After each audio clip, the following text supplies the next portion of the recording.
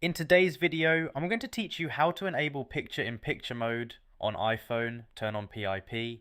Alright, let's jump right in. Starting from the home screen, the first thing you'll want to do is open the Settings app on your iPhone. Once you're in Settings, scroll down a bit and tap on General, since that's where Apple keeps most of the system-wide features.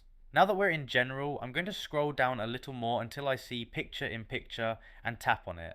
This is the section that controls the PEP feature, which allows videos or FaceTime calls to float in a small window while you use other apps. Here you'll see an option called Start PIP Automatically.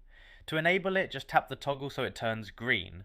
Once this is on, any supported video or FaceTime call will automatically pop into a floating window when you leave the app, letting you multitask without missing anything. And that's pretty much it. Once you've turned it on, you can exit settings and start using picture-in-picture right away.